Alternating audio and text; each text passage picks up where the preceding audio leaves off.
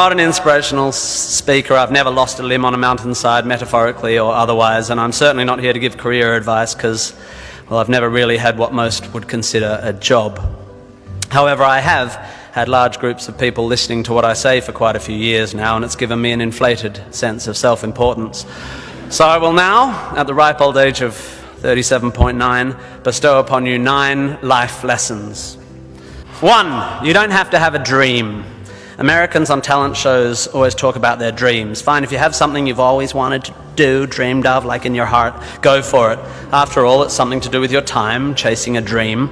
And if it's a big enough one, it'll take you most of your life to achieve, so by the time you get to it and are staring into the abyss of the meaninglessness of your achievement, you'll be almost dead, so it won't matter.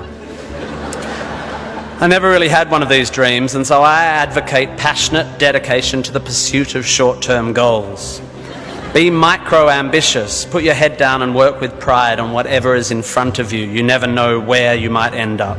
Just be aware the next worthy pursuit will probably appear in your periphery, which is why you should be careful of long-term dreams. If you focus too far in front of you, you won't see the shiny thing out the corner of your eye.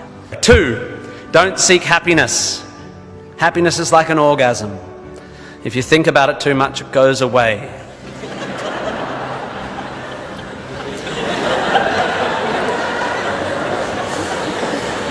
Keep busy and aim to make someone else happy, and you might find you get some as a side effect. We didn't evolve to be constantly content. Contented Homo erectus got eaten before passing on their genes. 3, remember, it's all luck.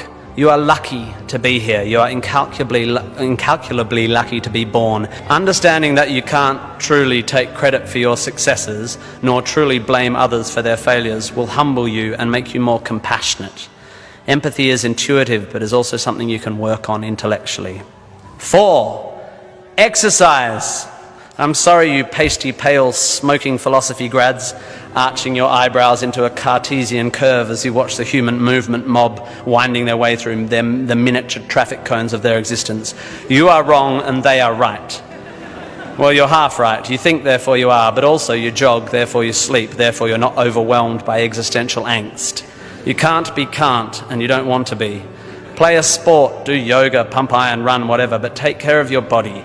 You're going to need it. Most of you mob are going to live to nearly 100, and even the poorest of you will achieve a level of wealth that most humans throughout history could not have dreamed of. And this long, luxurious life ahead of you is going to make you depressed. 5, be hard on your opinions. A famous bon mot asserts that opinions are like arseholes, and that everyone has one. There is great wisdom in this, but I would add that opinions differ significantly from arseholes, and that yours should be constantly and thoroughly examined.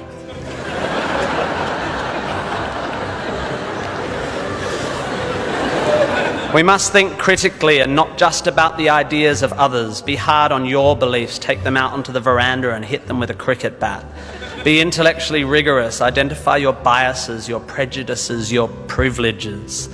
Most of society's arguments are kept alive by a failure to acknowledge nuance.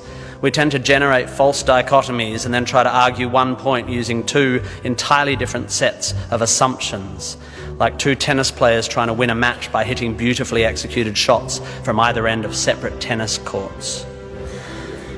6, be a teacher. Please, please, please be a teacher. Teachers are the most admirable and important people in the world. You don't have to do it forever, but if you're in doubt about what to do, be an amazing teacher. Even if you're not a teacher, be a teacher. Share your ideas. Don't take for granted your education. Rejoice in what you learn and spray it. 7, define yourself by what you love. I found myself doing this thing a bit recently where if someone asks me what sort of music I like, I say, well, I don't listen to the radio because pop song lyrics annoy me. Or if someone asks me what food I like, I say, I think truffle oil is overused and slightly obnoxious. And I see it all the time online, people whose idea of being part of a subculture is to hate Coldplay or football or feminists or the Liberal Party. We have a tendency to define ourselves in opposition to stuff. As a comedian, I make my living out of it. But try to also express your passion for things you love. Be demonstrative and generous in your praise of those you admire.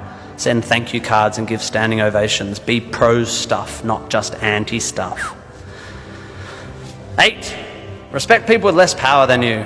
I have in the past made important decisions about people I work with, agents and producers, big decisions based largely on how they treat the wait staff in the restaurants we're having the meeting in.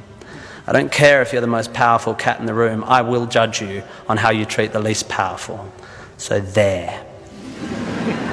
9, finally, don't rush. You don't need to already know what you're going to do with the rest of your life. Don't panic. You will soon be dead. Life will sometimes seem long and tough, and God, it's tiring. And you will sometimes be happy and sometimes sad, and then you'll be old, and then you'll be dead. There is only one sensible thing to do with this empty existence, and that is fill it. Not fill it, fill it. Life is best filled by learning as much as you can about as much as you can, taking pride in whatever you're doing, having compassion, sharing ideas, running, being enthusiastic. And then there's love and travel and wine and sex and art and kids and giving and mountain climbing, but you know all that stuff already.